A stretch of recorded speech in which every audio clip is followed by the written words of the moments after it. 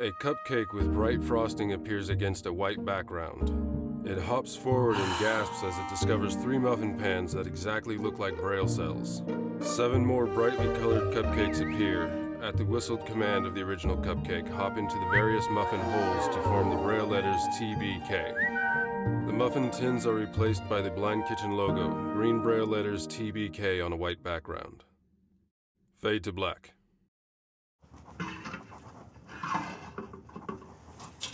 Hello, and welcome to the Blind Kitchen, where everyone gets a seat at the table. I'm your host, Deborah Erickson, and in this episode, we're going to talk about the boil alert disc. She's wearing a yellow chef coat, a black apron with silver trim, and the Blind Kitchen written on leather. Now I'm going to demonstrate exactly how to use the boil alert disc, and then I'm going to explain the science. For this demonstration, I am going to make fresh pasta. One, because it only takes 2 or 3 minutes to cook, and second, I think it makes for a better product. So in front of me on the burner of the stove is a deep steel pan that's about half filled with water. I'm going to take the boil alert disc and I'm going to put it in the very center bottom of the pan. That's really important, and I'll explain why in a minute. I'm also going to make sure I put that disc textured side down in the bottom of the pan, the smooth side up. Now, before I turn on the heat, I'm going to do what is absolutely necessary, and that is to sprinkle some salt in here. I'm going to make this as salty as the sea. That'll add a nice little bit of flavor to pasta for sure. So now I'm going to turn the stove on high, and we're going to wait to hear it to boil, and you're going to find out what it sounds like. While we're waiting for the water to reach a boiling point, I want to explain to you the science of how this works and why the disc was created. When water reaches 212 degrees Fahrenheit or 100 degrees Celsius, a predictable thing will happen. Bubbles will form in the bottom of a pan of water. They're going to come straight up through the water and disappear as steam. We all know that that's how the process works. But what if you interfere with the development of the bubbles? I'm going to explain to you why it was important that you put the boil alert disc in the center bottom of the pan. The center bottom of the pan is the hottest part of the pan of water because, number one, it's closest to the heat source, it's in direct contact. And the other thing is, it is not affected as much by external temperatures as the water that nearer the sides of the pan is. So the boiling will necessarily start in the bottom center. The other thing you did was when you put it in the pan, you made sure the textured side was down. And I'll explain why. When the bubbles go to form under this disc, now it's in their way, they're going to have to go around the disc now because it's carefully weighted and they are not able to lift it. So when they start to form underneath the disc, they can lift it just a little bit because of that textured part that's there. And when they lift it a little bit, then they escape around the side of it. The disc stays in place, and the ceramic disc drops a little bit down. They lift it up just the tiniest bit, and then they drop it down again. So as the bubbles form underneath it and escape, lift it, escape, that is the rattling sound you hear. The rattling sound is a side effect of this disc. It was created to prevent boilovers.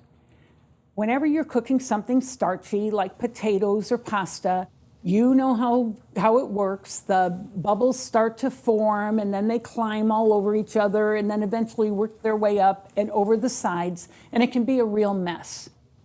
This was created to stop that natural formation of starchy bubbles and to prevent the boil over.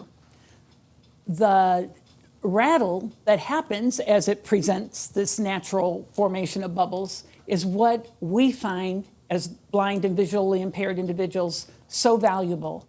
Now we don't have to guess or put our ears or faces close to the pot. We can just listen and we'll know when those bubbles start forming. Now, the other thing I find valuable about this boil alert disc is when I want the water not to boil. So let's say I'm doing poaching and you don't want it to reach a boiling point. You want to keep it well below 200 degrees. If I'm poaching fish or eggs or pears, I want to know if that water starts boiling. What if I accidentally have it too high or I get distracted and there's not as much liquid as I think is in there? In that case, if I hear the water boiling, I'm going to adjust it. And that's the beauty of this. If you want your water to be boiling really hard and fast, you'll hear a loud, rapid rattle. If you want it just to be more of a simmer, a more gentle boil, then you can just turn it down and the clicks and the rattles will go slower and softer. You can control what's happening in that pan by using your ears. So that's how it works. Oh, there it goes. So right now I have it on high heat. And you can hear the sound. It's getting louder and it's going pretty fast. Now, if I feel like that is too violent of a boil and I want to lower it down to a simmer, all I have to do is lower the heat and I'll listen to the speed and volume of the rattle, and then I'll know when it's where I want it. So I'm turning it down.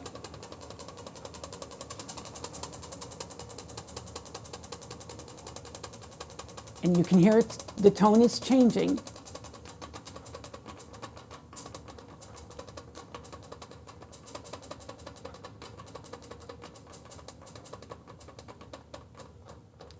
And that's the way you control it.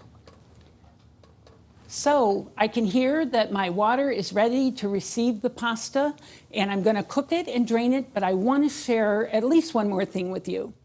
When I go to drain the pasta after it's cooked to the al dente that I prefer, I'm going to carry this entire pot, water, pasta, and boil alert disc over to the sink and drain it.